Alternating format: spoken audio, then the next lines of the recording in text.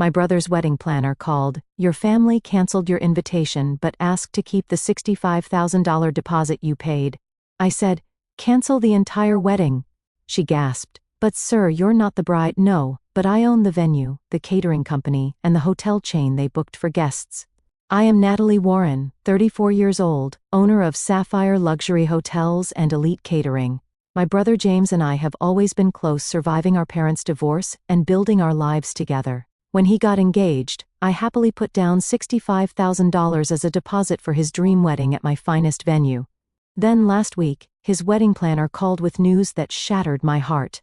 If you are watching this, drop a comment letting me know where you are from, hit that like and subscribe button, and stay for a wedding disaster that taught me the true meaning of family and self-respect. James and I grew up in a modest neighborhood in Boston. He was only 2 years older than me, but he always took his role as big brother seriously. I remember how he would walk me to school every day, holding my hand at crosswalks and making sure the other kids never bullied me. We had that special sibling bond that some people never experience in their lifetime. Our childhood took a sharp turn when our parents divorced. I was 12 and James was 14. The split was messy, full of late-night arguments and slammed doors. Our father Robert was a workaholic accountant who rarely made time for family dinners. Our mother Linda felt neglected and eventually found companionship elsewhere. Neither of them realized how their separation would impact us. After the divorce was finalized, our parents settled into a Cold War. They communicated only when absolutely necessary, using us as messengers. Tell your father he is late on the child support again, or ask your mother if I can pick you up an hour earlier on Sunday. James and I quickly learned to rely on each other instead of our distracted parents. The financial situation at home became strained. Mom had been a stay-at-home parent and suddenly needed to find work with outdated skills. Dad moved into a small apartment and seemed more interested in his new girlfriend than paying bills on time. By the time I was 16, I was working after school at a local diner. James took a job stocking shelves at the grocery store. We would pool our earnings to buy groceries when Mom was short on cash. We only have each other, Nat, James would tell me as we counted coins on our bedroom floor. No matter what happens, I will always have your back.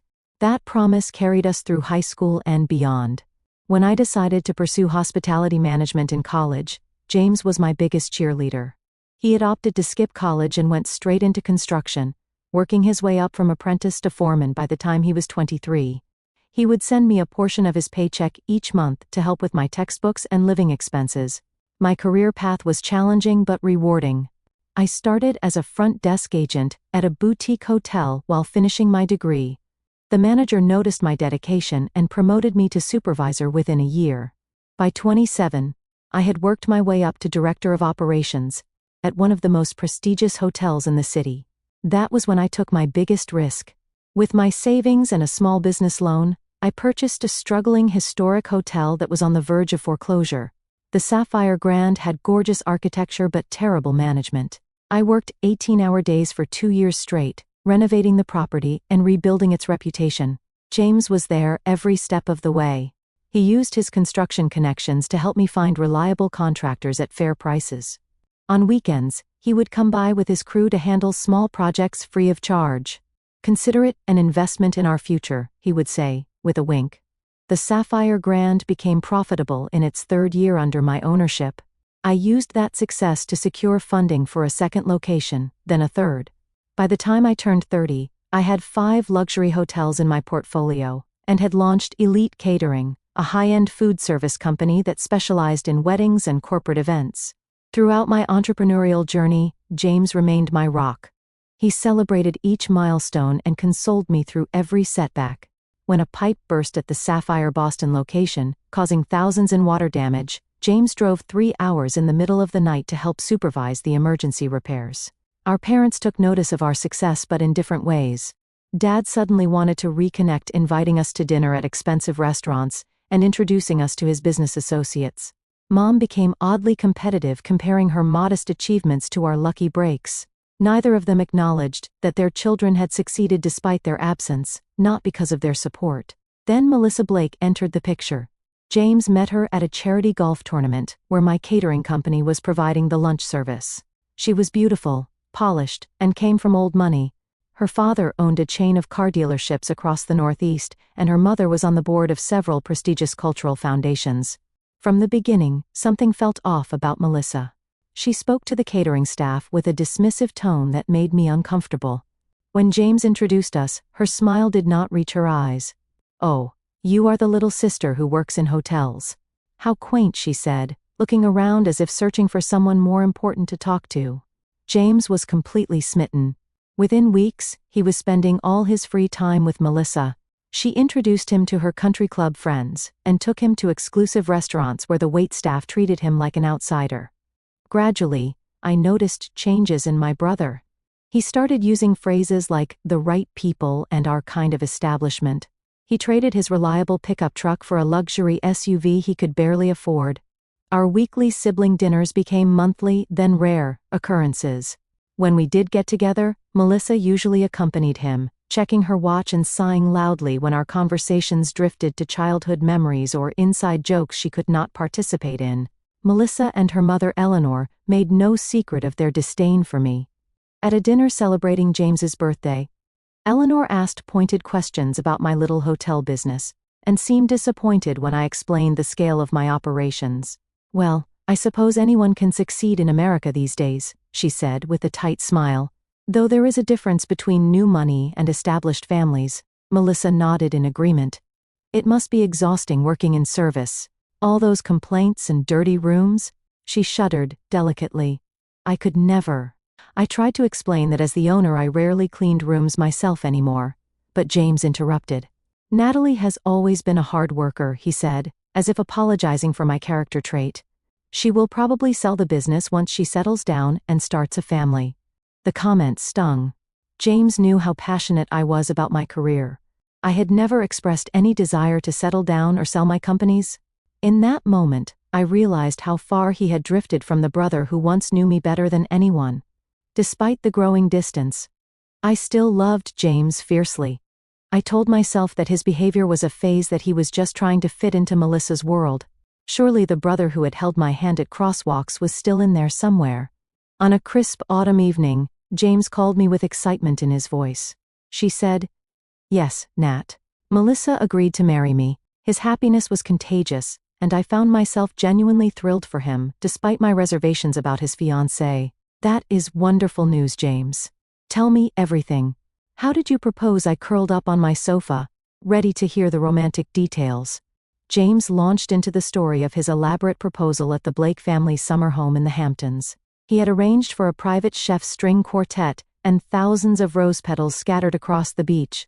The ring was a 4-carat diamond that had cost him nearly 6 months of savings. "It sounds perfect," I said, ignoring the knot in my stomach. The extravagance seemed unlike the practical brother I had grown up with. "Have you set a date yet?" "Melissa wants a June wedding.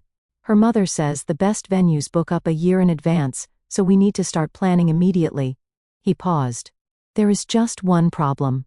The places Eleanor suggested are either already booked or way beyond our budget." I could hear the stress in his voice. James made a good living as a construction manager, but the Blakes lived in a different financial stratosphere. I knew he was worried about measuring up to their expectations. "What about the Sapphire Grand?" I suggested. "The ballroom can hold 300 guests, and the gardens would be beautiful for a June ceremony." There was silence on the other end of the line. "I do not know, Nat. Melissa has her heart set on the Rosewood or the Peninsula." The Sapphire Grand was just rated above both in Luxury Travel magazine, I pointed out, and as the owner's brother, you would get preferential booking and significant discounts. After more hesitation, James promised to discuss it with Melissa. 3 days later, he called back. "Melissa will consider the Sapphire Grand, but she wants to see it first, and she is concerned about the catering. Her mother knows several celebrity chefs. Tell her Elite Catering can create any menu she desires," I said, trying to keep the irritation from my voice. "We have 2 Michelin-trained chefs on staff." The tour of the Sapphire Grand was tense. Melissa and Eleanor walked through the grand ballroom with critical eyes, whispering to each other and taking notes. My hotel manager, Anthony, presented our most luxurious wedding package, while I showed them the bridal suite with its panoramic city views. "The space is adequate," Eleanor conceded reluctantly, "but the color scheme is all wrong for Melissa's vision." Would you be willing to reupholster the ballroom chairs and replace the draperies? I blinked in surprise. We could certainly add chair covers and decorative elements to match your color palette, I offered. Complete reupholstery of 200 chairs would be quite costly and unnecessary. Melissa pursed her lips. Mother, perhaps we should continue looking at the rosewood. James shot me a pleading look. I recognized that expression from our childhood when he needed me to compromise to keep the peace. With a deep breath, I smiled at my future sister-in-law. Why don't you show me your Pinterest board? I am sure we can find creative solutions to transform the space into exactly what you are envisioning. That concession opened the floodgates. Over the next hour, Melissa detailed her dream wedding, which seemed to have been lifted straight from a royal ceremony.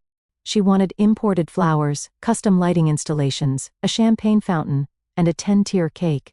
When Anthony discreetly provided a preliminary estimate, James went pale. Even with my owner's discount, the wedding would cost well over $100,000. That was when I made a decision that would change everything.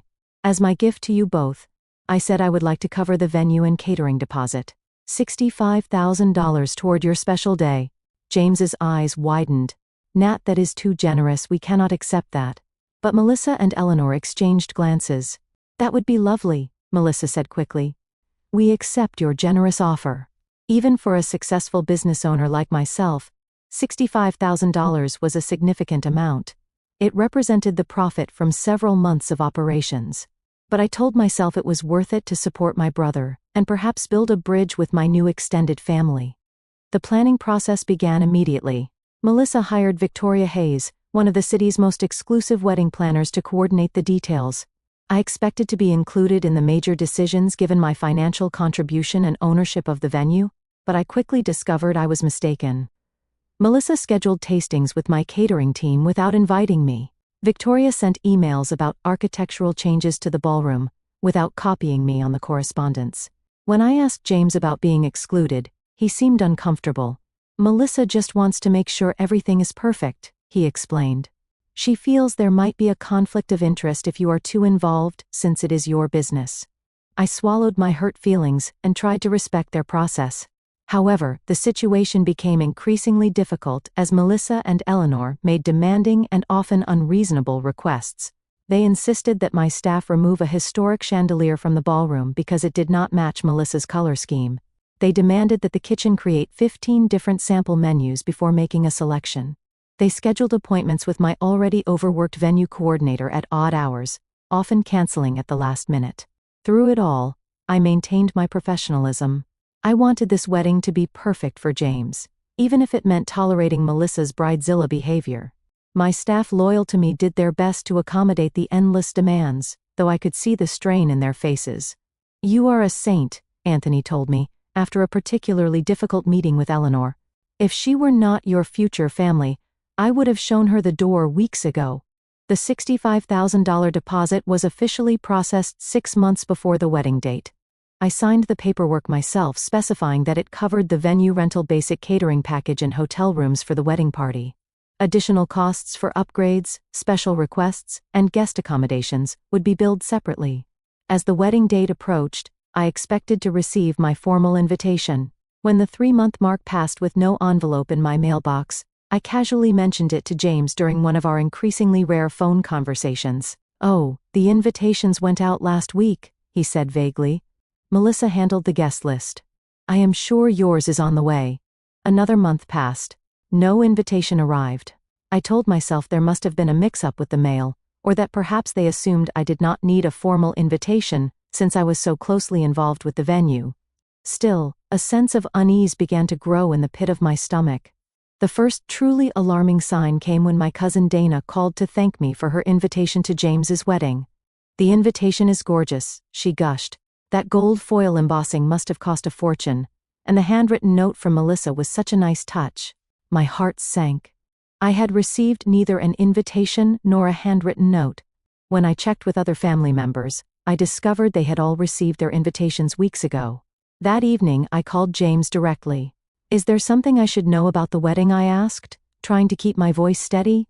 Everyone else seems to have received their invitations. There was a long pause on the other end of the line.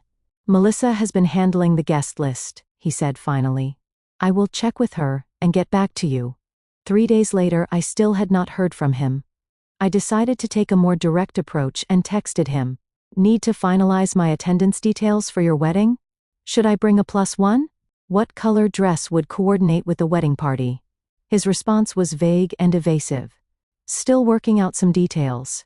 Will let you know soon. Around the same time, I noticed other concerning patterns. The bridal shower had apparently happened the previous weekend, but I had not been invited.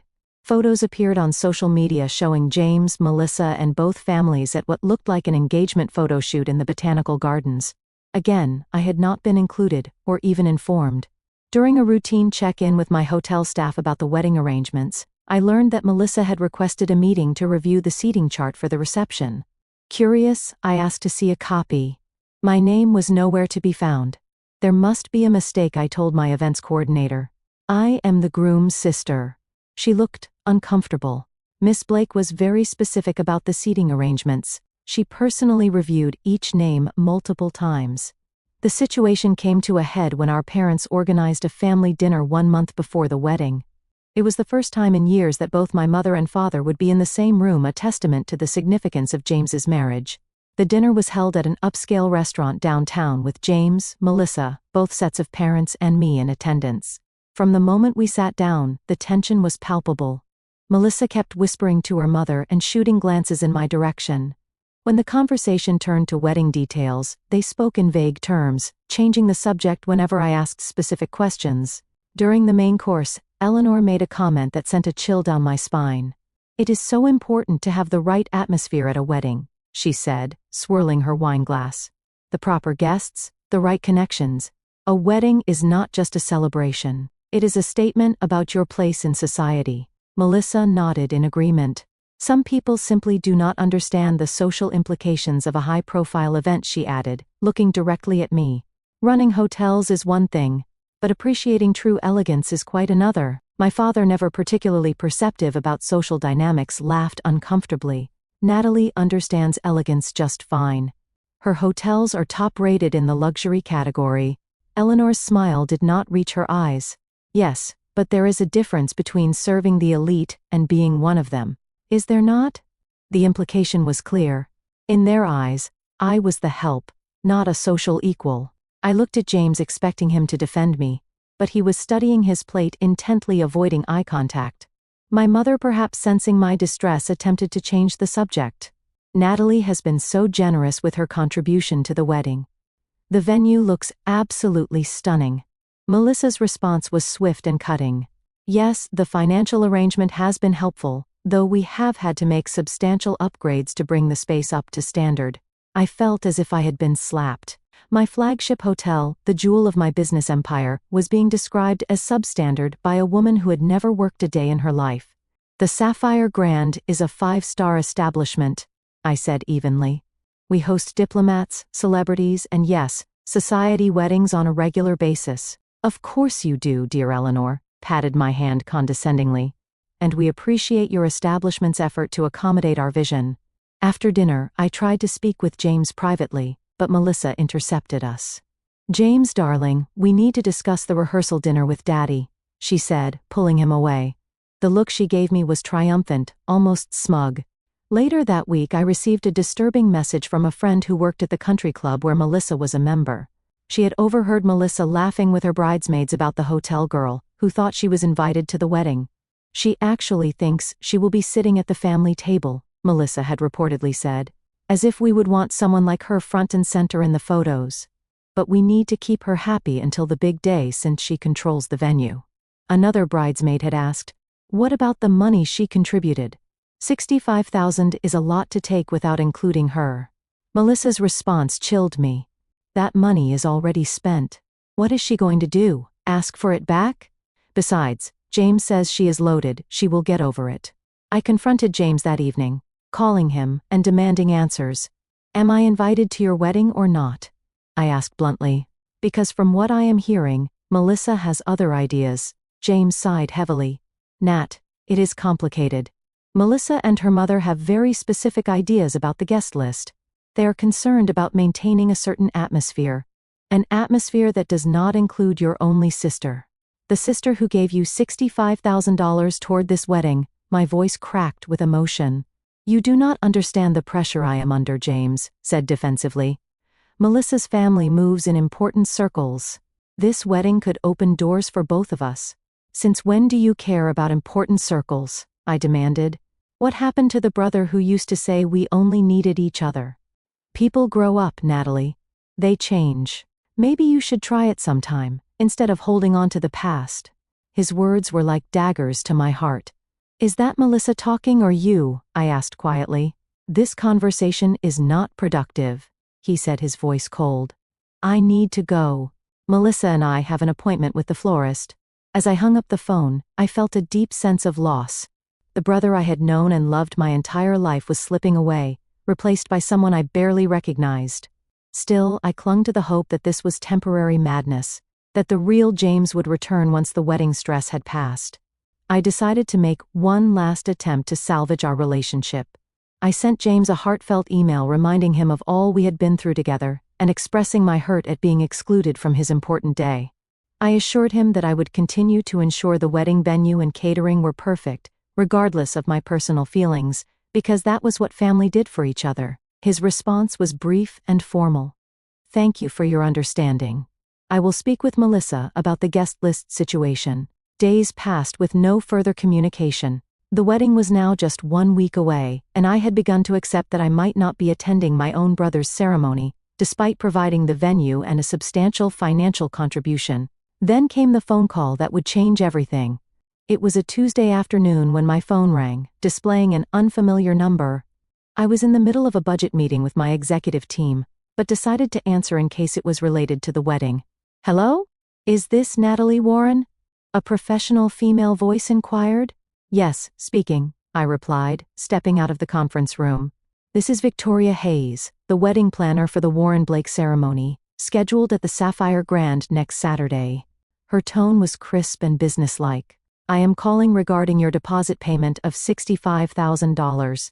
My heart skipped a beat. Yes, is there an issue with the payment? I had processed it myself months ago, but perhaps there was some administrative problem. Not exactly, Victoria hesitated. I have been instructed by the family to inform you that your invitation to the wedding has been cancelled. However, they would like to retain the deposit you provided. The world seemed to stop. I gripped the hallway wall for support. Excuse me, Victoria cleared her throat uncomfortably. The family has decided to revise the guest list. Your attendance is no longer required. However, they wish to keep the venue and catering arrangements as planned, utilizing the deposit you already paid. Which family? I asked, my voice barely above a whisper. Who exactly made this decision? Ms. Blake and her mother provided the instruction, Victoria replied. I was told that Mr. Warren is aware and has agreed to the arrangement. James had agreed to uninvite me from his wedding but keep my $65,000, my own brother.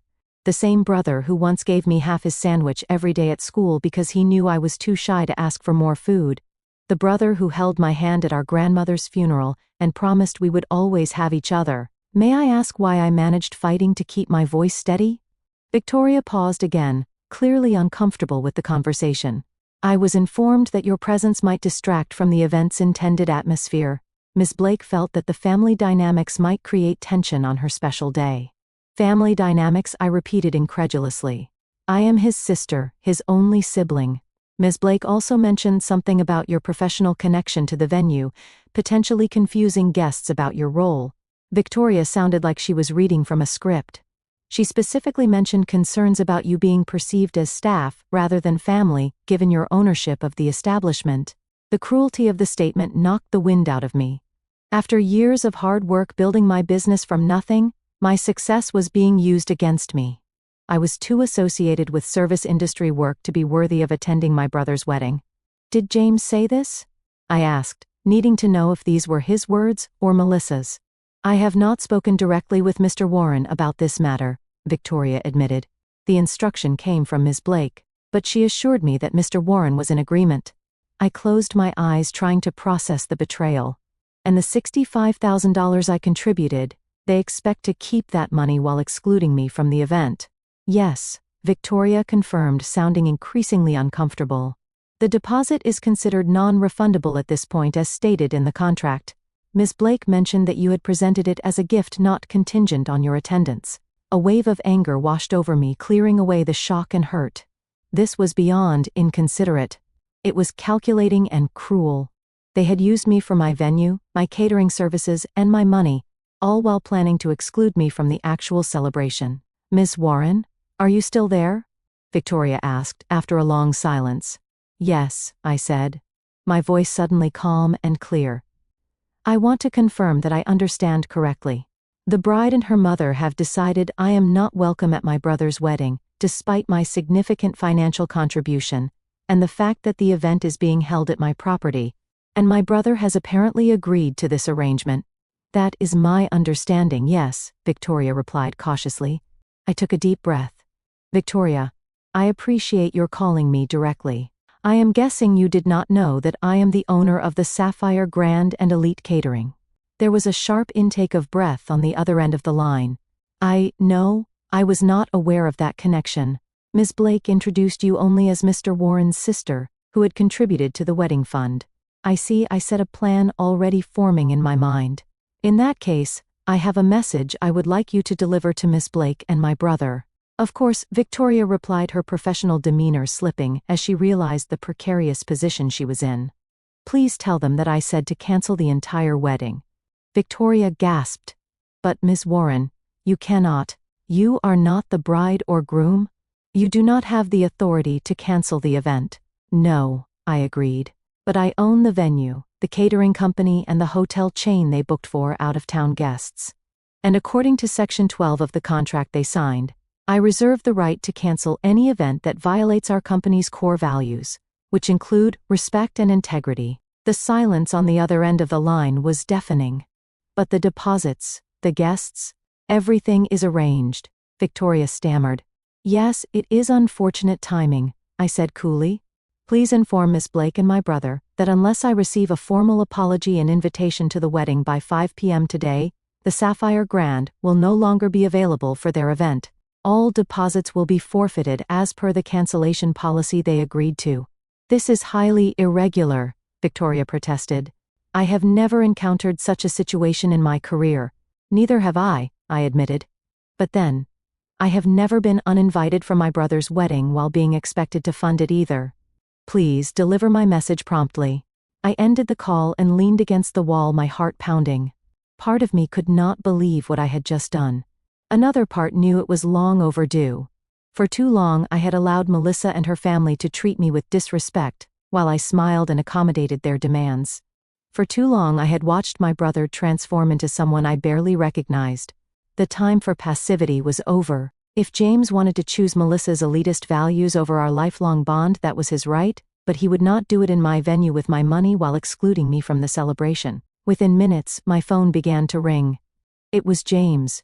I let it go to voicemail, then Melissa called, then Eleanor. I ignored them all, returning to my budget meeting with a serene smile that confused my executive team. Is everything all right? Anthony asked, noticing my changed demeanor. Actually, yes, I replied.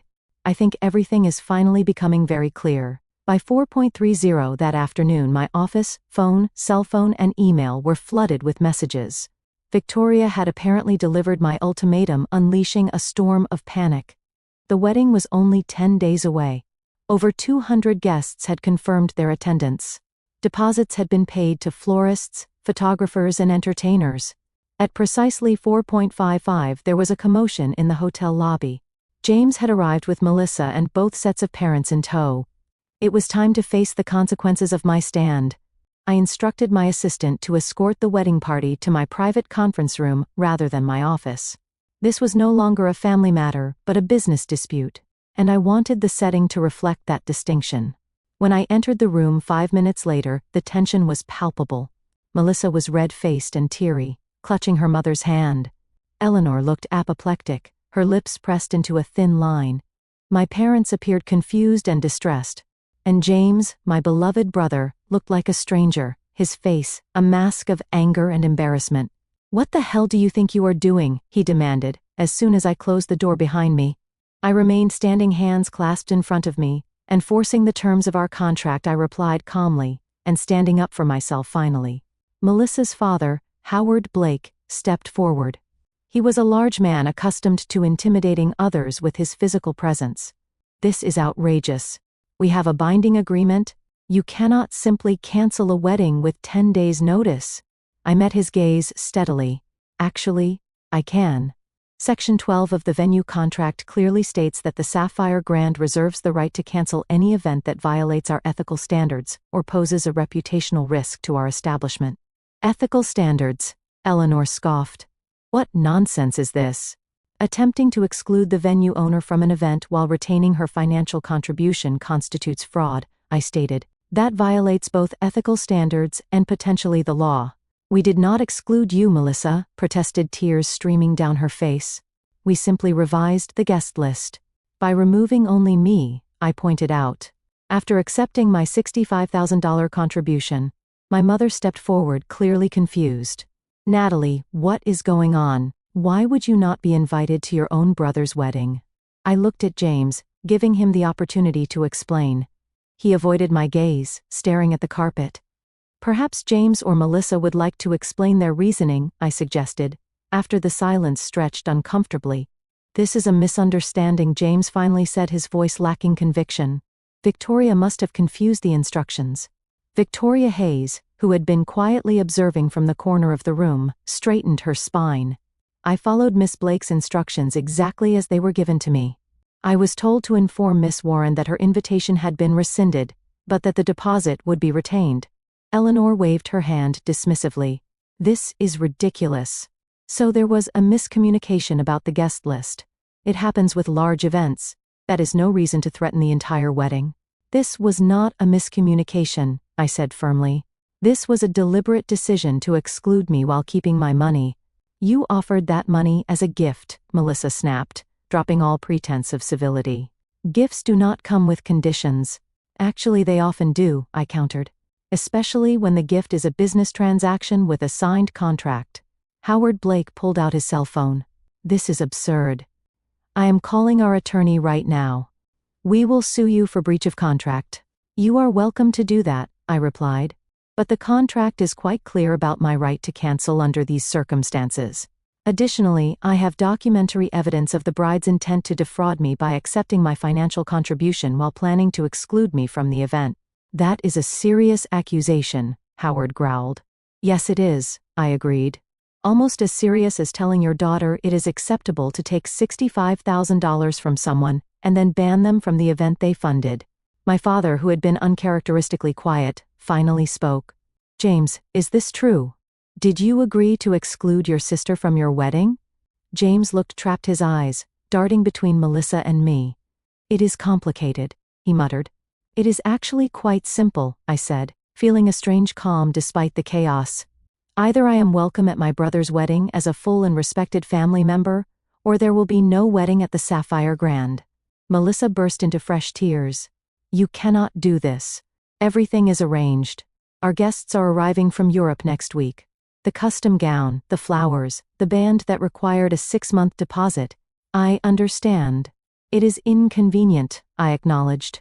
"But so is discovering that your only sibling has decided you are not good enough to attend his wedding despite your generous contribution." Eleanor turned to James. "This is ridiculous. Call her bluff. We can find another venue." I smiled thinly. "With 10 days' notice in the height of wedding season, that seems unlikely.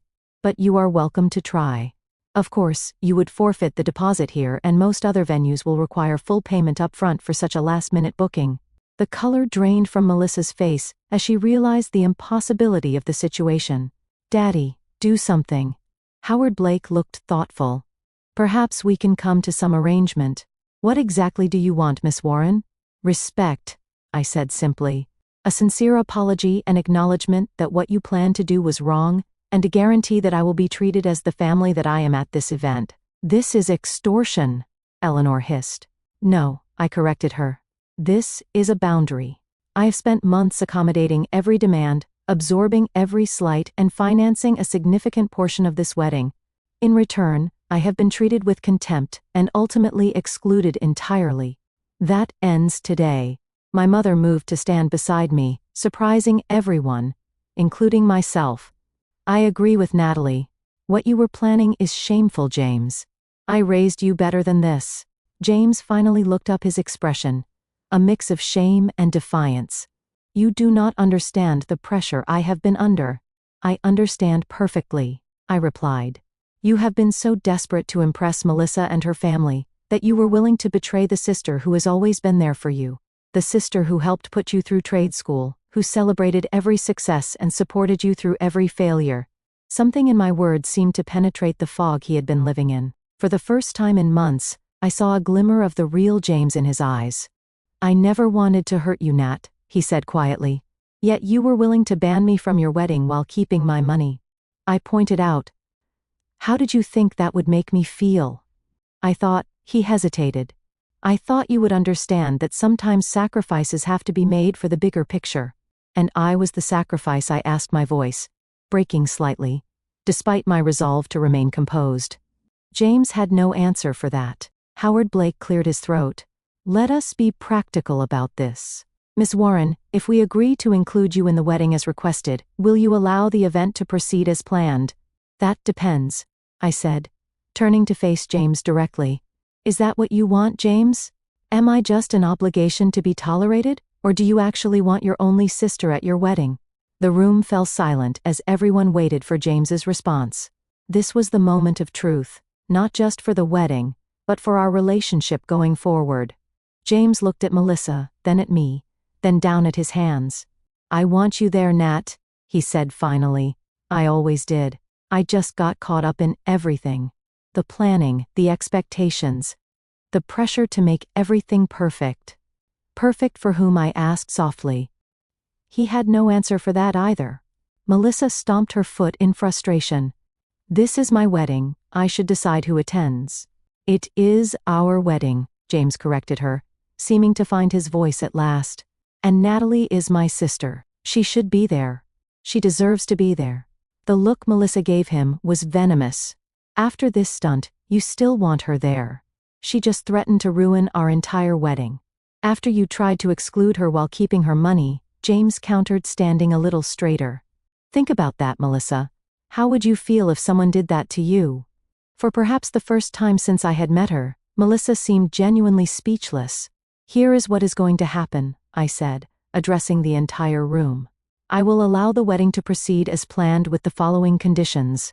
First, I will receive a formal written apology from the bride and groom for the attempt to exclude me.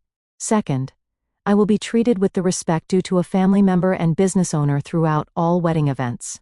Third, my $65,000 contribution will be acknowledged in the wedding program as a gift from a loving sister, not simply as a venue discount. Howard Blake nodded thoughtfully. Those terms seem reasonable given the circumstances. Father Melissa protested. Enough, Melissa, he said firmly. Miss Warren has us over a barrel and you know it. More importantly, she is right. What you and your mother planned was inappropriate and potentially illegal. We are fortunate she is willing to work with us at all. Eleanor looked as if she had swallowed something sour but remained silent. My parents exchanged glances, clearly processing the family drama they had walked into. Do we have an agreement? I asked, looking directly at James. After a moment's hesitation, he nodded. Yes. And Nat, I am sorry. I should have never let things get this far. It was a start, but I knew we had a long way to go to rebuild the trust that had been broken. Still, for the first time in months, I felt like I might eventually get my brother back. Then the wedding will proceed as scheduled, I said, opening the conference room door to signal that our meeting was concluded. Victoria will coordinate with my staff on the final details. As the group filed out, James lingered behind. When we were alone, he turned to me with tears in his eyes. I really am sorry, Nat. I do not know who I have become these past few months. Neither do I said honestly. But I hope you figure it out before you say I do.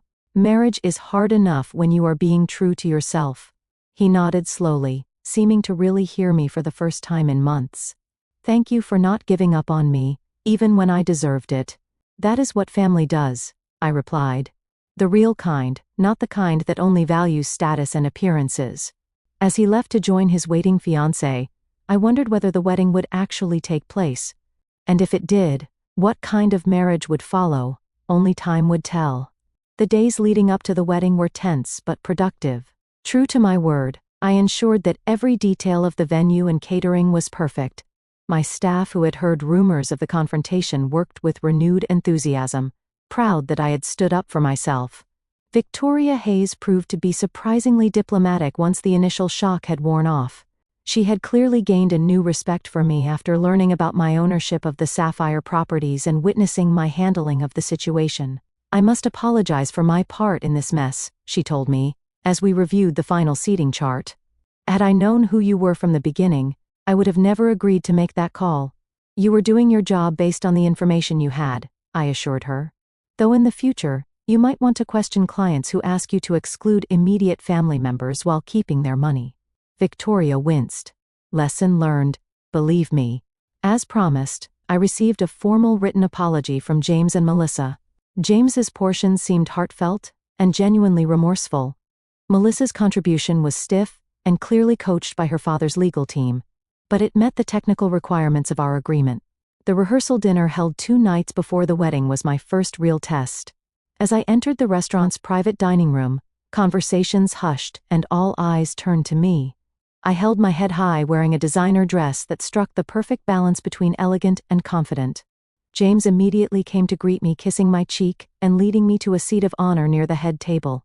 Melissa remained seated, offering only a tight smile that did not reach her eyes. Eleanor Blake made a point of avoiding me entirely, while Howard surprised me by approaching with an unexpected olive branch. "Miss Warren," he said, extending his hand. "I want to personally apologize for the unpleasantness earlier this week. In business, I have always valued directness and integrity. You displayed both, and I respect that." I accepted his handshake. "Thank you, Mr. Blake. I appreciate your understanding." "Howard, please," he insisted. "We are about to be family, after all." Throughout the evening, I noticed James watching Melissa with an increasingly thoughtful expression. She was in full bride mode, accepting compliments and directing conversations with practiced charm. But whenever the attention was elsewhere, her smile would slip and she would whisper sharp instructions to the waitstaff, or shoot irritated glances at guests who failed to follow her conversational lead. After dinner, James found me on the restaurant's terrace, where I had stepped out for a moment of peace. "You look beautiful tonight, Nat," he said, joining me at the railing. "Thank you. It is a lovely evening." He nodded, staring out at the city lights. "Do you remember when we used to sit on the fire escape of Mom's apartment and plan our futures?" I smiled at the memory. "You were going to build skyscrapers, and I was going to own a small bed and breakfast with a garden. Life turned out differently than we expected," he mused. "Better in some ways," I said. "Though I still might get that garden someday." We stood in comfortable silence for a moment, the first we had shared in months. "I keep thinking about what you said," James finally admitted. "About being true to myself." I waited, giving him space to continue. "I do not know if I am," he said softly. "Everything happened so fast with Melissa. She was beautiful, sophisticated, connected. Dating her felt like being admitted to an exclusive club I never knew existed. And now?" I prompted gently. He sighed heavily. "Now I am standing on a terrace with my sister, hiding from my own rehearsal dinner, wondering if I am making the biggest mistake of my life." My heart ached for him, but I knew this was his decision to make. "Cold feet are normal before a wedding. This feels like more than cold feet," he confessed. "The way she and her mother treated you? It opened my eyes to things I have been ignoring. The way she speaks to servers when she thinks no one important is watching. The comments she makes about my friends from the construction company. The constant pressure to improve myself by changing everything about who I am. Those are valid concerns," I acknowledged carefully. "But the wedding is in 2 days," he continued, running a hand through his hair. "Everything is paid for. Guests are arriving from all over. Canceling now would be a disaster. More of a disaster than a divorce in a year or 5 years, or 10 years with children involved," I asked softly. Before he could respond, Melissa's voice rang out from the doorway. "There you are. Everyone is asking where you disappeared to." The mask slipped back into place as James turned to his fiancée with a practiced smile. "Just getting some air with Natalie. We will be right in." Melissa's eyes narrowed slightly as she looked between us. "Do not be too long. The Harringtons are about to leave and they came all the way from London." After she retreated inside, James gave me an apologetic look. I should go. Of course, I said, touching his arm gently. But James, whatever you decide, I will support you. That is what real family does. The day of the wedding arrived with perfect June weather. The Sapphire Grand had been transformed into a floral wonderland with white roses and orchids adorning every surface. The ballroom gleamed with candlelight and crystal exactly as Melissa had envisioned. As a family member, rather than just the venue owner, I was seated in the front row for the ceremony. Eleanor Blake made her displeasure known with pointed glares, but Howard nodded respectfully when our eyes met. The music began, and the procession started. James stood at the altar, looking handsome in his tuxedo, but noticeably tense. As the bridal march played, and Melissa appeared at the back of the hall on her father's arm, a collective gasp rose from the guests. She was undeniably stunning in a custom gown that probably cost more than most people's cars. The ceremony proceeded according to plan until the minister reached the pivotal question. If anyone can show just cause why this couple cannot lawfully be joined together in matrimony, let them speak now or forever hold their peace. In the brief silence that followed, James looked directly at me.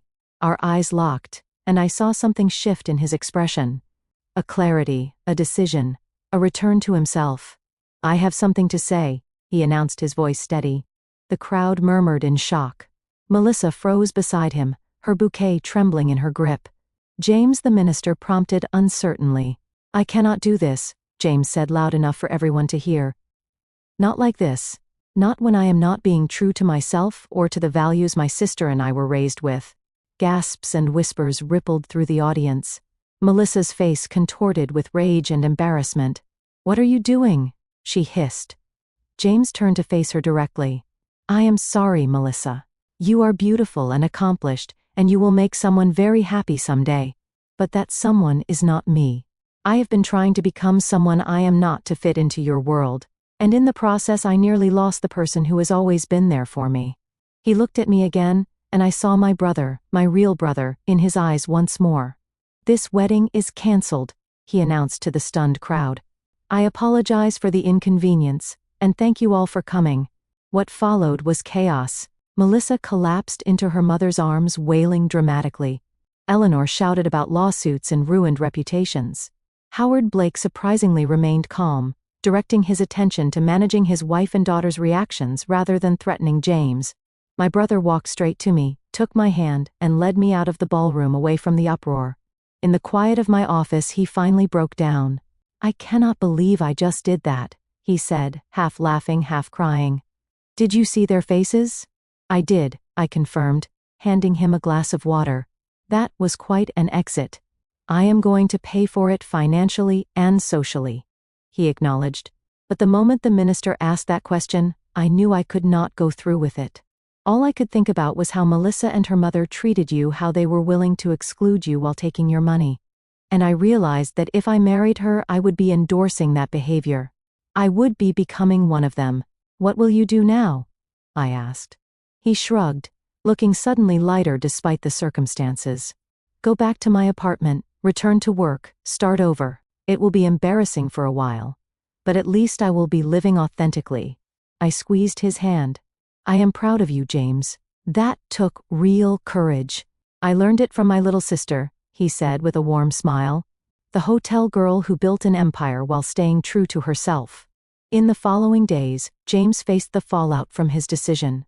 The Blakes demanded repayment for their portion of the wedding expenses, which he agreed to handle over time. Some of Melissa's society friends spread unkind rumors about him, but his true friends stood by his side. As for me, I had my brother back, and that was worth more than any business deal or social connection. The Sapphire Grand suffered no lasting damage to its reputation. In fact, Victoria Hayes later told me that my handling of the situation had earned respect in professional circles. Everyone knows the Blakes can be difficult clients, she confided. The fact that you stood your ground while maintaining professionalism has only enhanced your standing. 1 month after the non-wedding, James and I resumed our tradition of Sunday brunches, something we had not done since Melissa entered the picture. As we shared pancakes and coffee, he looked more like himself than he had in years. I got a call from Eleanor Blake yesterday, he mentioned casually. She wanted to let me know that Melissa is dating a hedge fund manager now. Apparently, they met at a charity gala 2 weeks after our wedding was supposed to happen. That was fast, I remarked. James laughed. I am not surprised. I think I was always more of an accessory than a partner to her. The successful contractor with the rugged good looks who could be molded into an acceptable society husband. And now I am dating someone new too, he admitted with a sheepish smile. Remember Sarah from the city planning office? We always got along when I was submitting permits. She called to check on me after hearing about the wedding, and we ended up talking for hours. Sarah is wonderful, I said sincerely. Smart kind, and she values you for who you actually are. That makes all the difference, James agreed. She wants to meet you properly, by the way. I told her all about my amazing sister who saved me from making the biggest mistake of my life. I would love that, I said, feeling a warmth that had nothing to do with the summer sunshine streaming through the window. The wounds caused by Melissa and her family would take time to fully heal, but James and I were rebuilding our bond stronger and wiser than before. Sometimes it takes nearly losing someone to realize how valuable they truly are. 6 months after the wedding that never was, I sat in my office at the Sapphire Grand, reviewing the quarterly financial reports. The hotel chain was thriving with bookings at an all-time high, and a waiting list for elite catering that stretched into the next year. A knock at the door interrupted my concentration. It was Anthony, my hotel manager, with a strange expression on his face. Melissa Blake is in the lobby, he announced. She is asking to speak with you. I set down my pen in surprise. Melissa? Did she say what this is about? No, but she seems different. Less imperial, if you know what I mean. Curiosity got the better of me. Send her up. When Melissa entered my office, I barely recognized her. Gone was the perfectly coiffed society princess with designer clothes and flawless makeup. This Melissa wore simple jeans, a sweater, and minimal cosmetics. Her hair was pulled back in a casual ponytail. Thank you for seeing me, she said, her voice lacking the entitled edge I remembered. I know this must be unexpected. Please have a seat, I offered, gesturing to the chair across from my desk. What can I do for you? Melissa sat down, folding her hands nervously in her lap.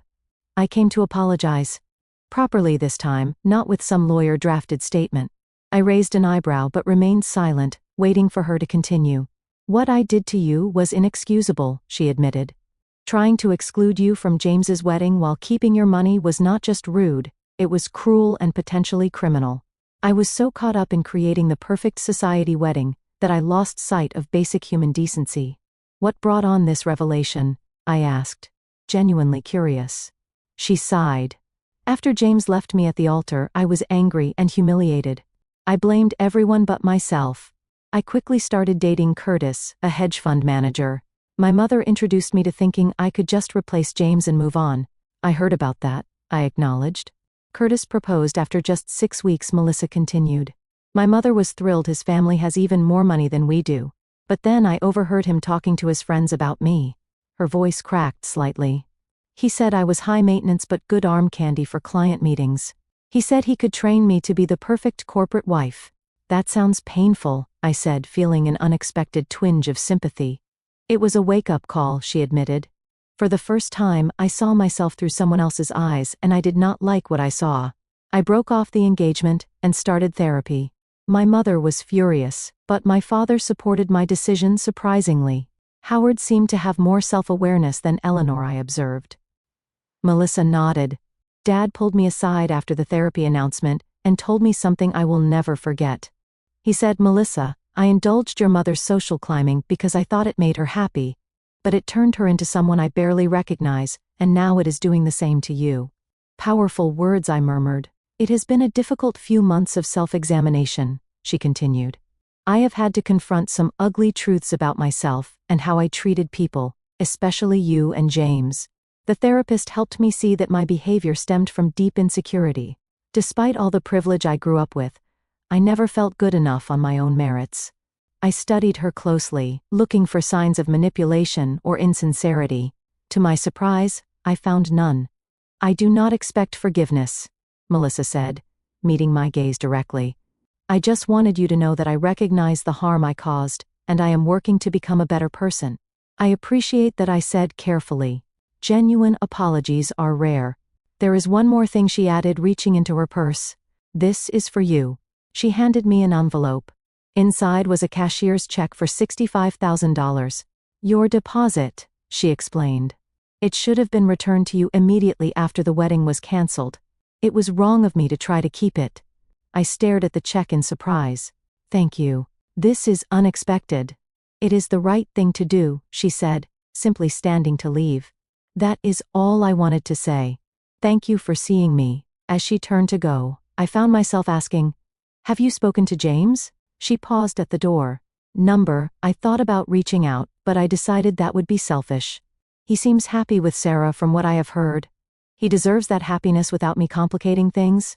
With that, she was gone, leaving me to ponder the strange encounter. People could change, it seemed, if they were willing to face their mistakes honestly. That evening, I met James and Sarah for dinner at my newest hotel property. They were glowing with happiness, clearly well matched in values and temperament. Sarah was warm, intelligent, and treated the waitstaff with genuine kindness, something I noticed immediately. "You will never guess who came to see me today," I told James over dessert. When I recounted Melissa's visit and apology, his eyes widened in disbelief.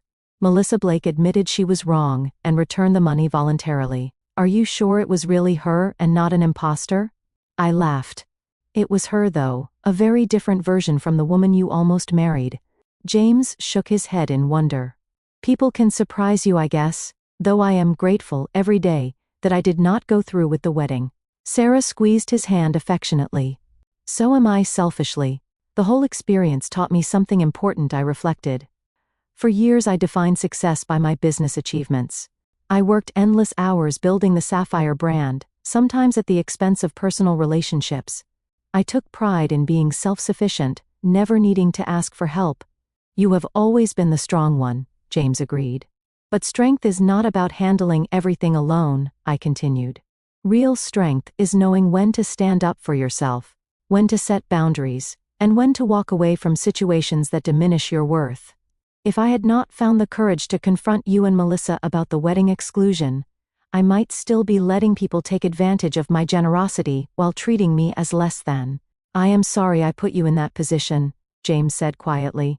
"We both learned from it," I assured him. "And our relationship is stronger for having weathered that storm." In the months that followed, I made changes in both my personal and professional life. I began volunteering with a mentorship program for young women entrepreneurs, sharing not just business advice, but lessons about self-worth and healthy boundaries. My experiences with Melissa and her family had shown me how many people, especially women, struggle with standing up for themselves in both personal and professional contexts. I also reconnected with old friends I had neglected during my workaholic years, finding joy in relationships that had nothing to do with business advantage.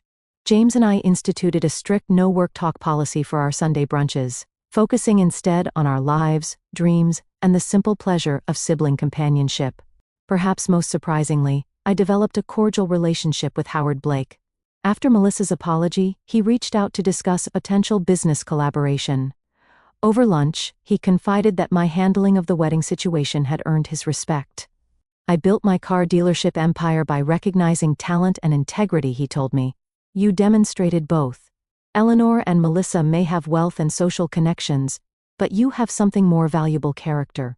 The $65,000 check from Melissa went into a special fund I created to help couples who wanted meaningful weddings without financial strain. The True Love, True Values grant provided venue and catering services at the Sapphire Grand for couples who demonstrated authentic commitment to each other and their communities. As for my brother, he and Sarah became engaged a year after the non-wedding disaster. They planned a simple ceremony in the garden of my newest hotel property, with only close friends and family in attendance. When James asked me to be his best woman, I accepted with tears of joy. On the morning of his wedding, as I helped him straighten his tie, James looked at me with gratitude in his eyes. "You saved me from making the biggest mistake of my life," he said. "Not just by stopping the wedding with Melissa, but by reminding me of who I really am and what actually matters. That is what family does," I replied, echoing the words I had spoken during our confrontation a year earlier. "The real kind, not the kind that only values status and appearances." The lesson I learned through that painful experience was profound, true. Self-worth comes not from what you accomplish or who accepts you, but from honoring your own values and refusing to compromise them for approval or advantage. Sometimes the most loving thing you can do for yourself and others is to say no when someone tries to diminish your worth. The path to healing began with that difficult stand, continued through rebuilding authentic connections, and led to a life richer in meaning than I could have imagined. By refusing to accept disrespect, I had not only preserved my dignity, but helped others, including Melissa, confront important truths about themselves. Life offers many tests of character. The wedding that never happened became one of mine, revealing strengths I did not know I possessed, and values I would never again compromise. In standing up for myself, I discovered that self-respect is the foundation upon which all meaningful relationships must be built. You cannot control how others treat you, but you always have the power to decide what treatment you will accept. Sometimes saying no is the first step towards saying yes to the life you truly deserve. Have you ever had to stand up for yourself when someone tried to take advantage of your generosity? Share your story in the comments below. And if this resonated with you, please hit the like button, subscribe to hear more life lessons, and share with someone who might need this reminder of their own worth. Thank you for listening to my story. And remember, your value is not determined by those who fail to see it,